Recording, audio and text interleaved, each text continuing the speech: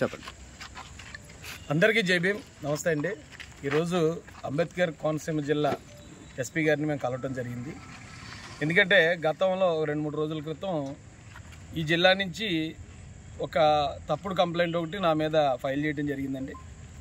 తెలుగుదేశం రాష్ట్ర అధికార ప్రతినిధి మీద కేసు నమోదు అని కొన్ని యూట్యూబ్ ఛానల్స్, కొన్ని ఛానల్స్ దాన్ని మా పార్టీకి వ్యతిరేకంగా ప్రచారం చేయడం జరిగింది. చంద్రబాబు నాయుడు గారు ఏదో రాజేష్ మహాశాన్ని వాడుకుని వదిలేశారన్నట్టు, ఆయన మీద కేసు నమోదు చేయించారన్నట్టు తప్పుడు ప్రచారం చేస్తున్నారు.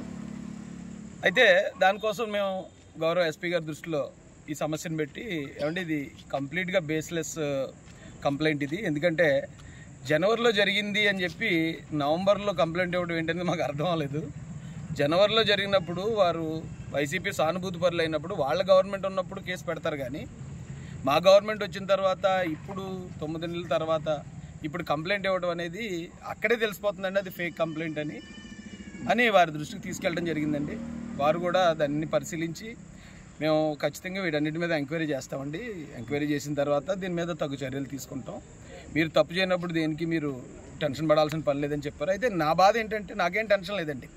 నా మీద జగన్ గారు 30 కేసులు పెట్టారు, అప్పుడే టెన్షన్ పడినండి. ఇంకో కేసు నిండా ములుగునుడికి చలే ఉంటుంది. అయితే ఇప్పుడు నా మీద కేసు పెట్టి నా పార్టీని బదనాం చేయడానికి ట్రై చేస్తున్నారు, ఆ పార్టీ మీదకి బ్యాట్ తీసుకెళ్ళడానికి ట్రై చేస్తున్నారు అనేదే నా బాధ తప్ప, ఇలాంటి తప్పుడు కేసులు ఇంకో 100 కేసులైనా భరిస్తాను నేను. ఎందుకంటే కోర్టు మీద నాకు నమ్మకం ఉంది.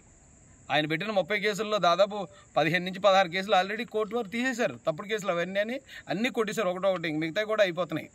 ఇలాంటి తప్పుడు కేసులు ఎన్ని వచ్చినా ఫేస్ చేస్తాను. కాకపోతే ఈ పరిస్థితులు అంటే గతంలో వైసీపీ గవర్నమెంట్ ఉన్నప్పుడు కేసులు అవమానాలు భరించి, ఇప్పుడు మా గవర్నమెంట్ ఉన్నప్పుడు కూడా మహిళలను అడ్డు పెట్టుకుని మా మీద ఇలా కేసులు పెట్టి ఇబ్బంది పెట్టడం అనేది కాస్త బాధ అనిపించింది.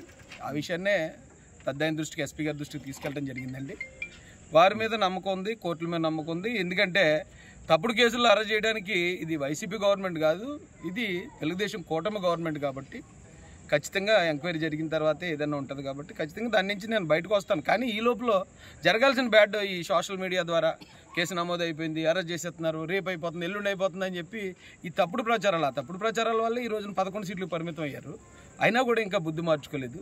వాళ్ళకి మంచి బుద్ధి కలగాలని కూడా కోనసీమలో ఎవరైతే ఫేమస్ దేవుడు ఉన్నారో వారు వాళ్ళకి మంచి బుద్ధి ప్రసాదించాలని హృదయపూర్వకంగా కోరుకుంటానండి. జై భీమ్, జై భారత్, జై మహాశయ.